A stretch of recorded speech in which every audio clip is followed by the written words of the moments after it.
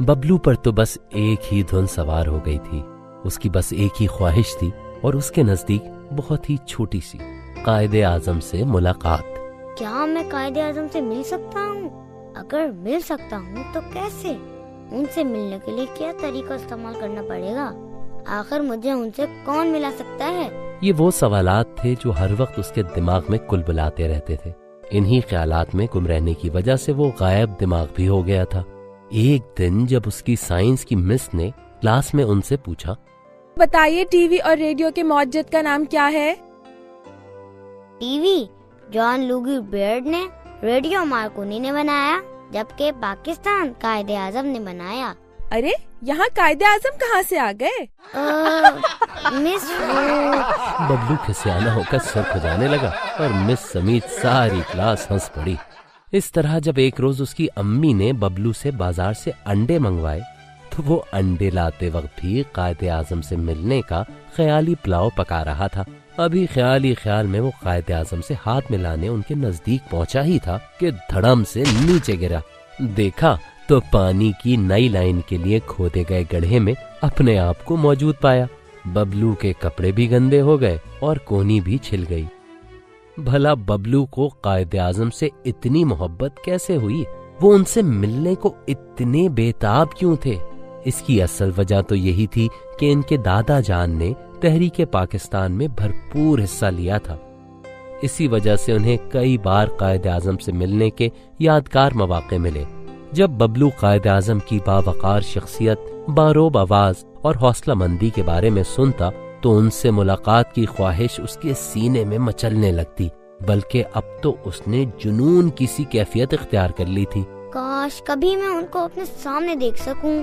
वो दादा की बातें सुनता और उन्हीं हसीन यादों में गुम रहता। यार मेरे पास एक टोटका है तुम्हारे मसले का। वो क्या? जल्दी से बताओ। देखो मैंने एक जगह पढ़ा है कि अगर सोने से पहले 100 मर्तबा आप किसी शख्स का नाम लें तो वो आपको ख्वाब में नजर आएगा। तुम भी ये करके देखो, हकीकत में नहीं तो ख्वाब में तो तुम उन्हें देख ही लोगे। ओह जबरदस्त। रात को सोने से पहले बबलू ने बजाय 100 मर्तबा के 200 मर्तबा कायदे आजम का नाम लिया। आधी रात तक तो मुलाकात की खुशी में उसे नींद ही न आई। सुबह उठते ही बबलू ने अपने ख्वाबों को याद करना शुरू कर दिया। एक ख्वाब में तो उसने क्लास में बल्कि शायद पूरे स्कूल में टॉप किया था, जबकि दूसरा ख्वाब कुछ अजीब सा ही था। कायदे आजम का कोई ख्वाब उसे नजर न आया था। अलबत्ता आजम भाई, जिनकी टीम से बबलू की फुटबॉल टीम हमेशा हारी थी, उनसे वो ख्वाब में जीत चुके थे। बबलू झुंझला उठा और टोटके को कोसते हुए बिस्तर से उठ खड़ा हुआ। चंद ही दिन गुजरे थे कि स्कूल से वापसी पर उसने एक ऐसा बोर्ड देखा जो आमिल बंगाली का था। बबलू की बाछें खिल गई और वो सीधा आमिल बंगाली के ठिकाने पहुंच गया। अंदर घुसते ही उसे अजीब सी बू और पुरस्रार माहौल का सामना करना पड़ा, मगर वो अंदर चलता ही चला गया। कहो बच्चा, कैसे आना हुआ? मैं कायदे आजम से मिलना चाहता हूँ। कायदे आजम से?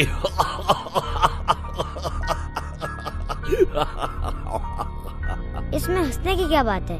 तुमने खुद ही बाहर लिखा हुआ है, रूहों से मुलाकात का खुसूसी इंतजाम है। हाँ, तुम उनसे मिल सकते हो। बल्कि मैं तुम्हें बताऊं, मैं तकरीबन हर हफ्ते उनसे मिलता हूँ। वो अक्सर यहाँ आते हैं। हर हफ्ते? वो कैसे? भाई एक वजीफा है जो मैंने अफ्रीका से सीखा है, मगर उसकी फीस 500 रुपए है। ये लो 500 रुपए और जल्दी से बताओ। तो सुनो बच्चा, एक अंधेरे कमरे में अगरबत्ती, एक मोमबत्ती और एक चिराग तरतीब से अपने आगे रख लेना। उसके बाद आंखें बंद करके 1000 मर्तबा आना जाना माना शाना, आना जाना माना शाना पढ़ना। थोड़ी देर के बाद आहिस्ता आहिस्ता आंखें खोलना। सामने कायदे आजम बैठे होंगे। समझा बच्चा? आना जाना माना शान, आना जाना माना शान, आना जाना माना शाना, आना जाना माना शान, आना जाना माना शान, आना जाना माना शान, आना जाना माना शान, आना जाना माना शान।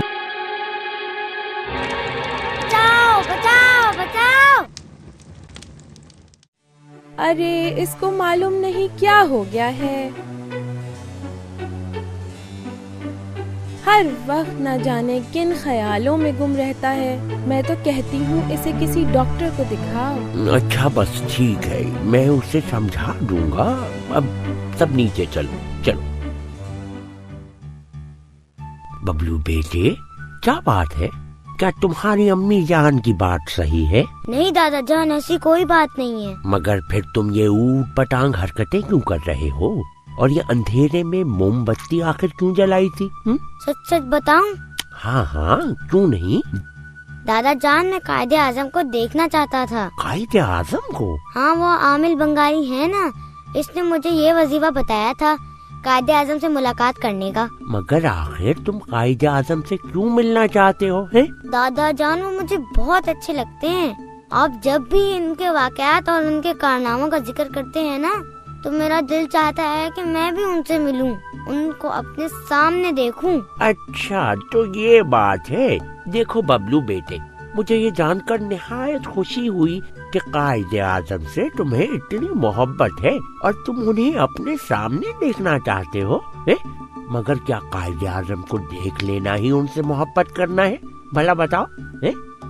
देखो, दरअसल बात तो तब हो जब तुम कायदे आजम की अच्छी अच्छी बातों पे अमल करो, जैसे उनकी दयानत, जज्बा, मुसलमानों के लिए दर्द, उनकी मोहब्बत, उनकी रहानत। देखो बेटे, आदमी जब किसी को आइडियल बनाता है तो उसकी आदत को अपनाने की कोशिश करता है। और हाँ, याद आया, एक मर्तबा जब कायदे आज़म हमारे स्कूल में आए थे तो उन्होंने एक बच्चे से पूछा, मियाँ ये बताओ तुम बड़े होकर क्या बनोगे?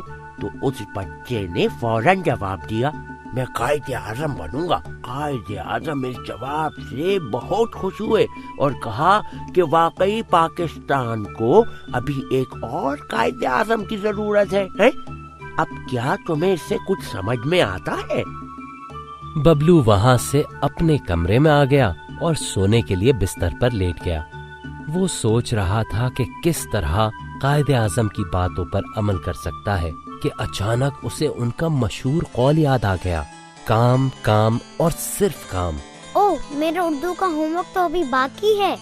आज तो इधर उधर की बातों में मैं उसे भूल ही गया। मैं होमवर्क जरूर करूँगा। बबलू पक्का इरादा करते हुए बिस्तर से नीचे उतर आया। कुछ ही देर में होमवर्क खत्म हो गया। और कोई काम तो नहीं था? अरे, इतना जरूरी काम तो मैं भूल ही गया। इशा की नमाज तो मैंने इन चक्करों में भुला ही दी थी। सर्दी के बावजूद जल्दी से वुजू करके उसने नमाज पढ़ी और बिस्तर पर लेट गया। चलो, आज से दादा जान की नसीहत के मुताबिक मैंने काम करना शुरू कर दिया है। इंशाअल्लाह मैं कायदे आज़म की अच्छी अच्छी बातों पर अमल करके इन जैसा बनने की कोशिश करूँगा। बबलू ये सोचते हुए नींद की गहरी वादियों में खो गया। सुबह जब बबलू मुंह हाथ धोकर कंघी करने के लिए आईने के सामने गया तो ठटक कर रह गया। उसे आईने में अपने बजाय कायदे आज़म का अक्स नजर आ रहा था। शायद एक और कायदे आज़म जन्म ले चुका था।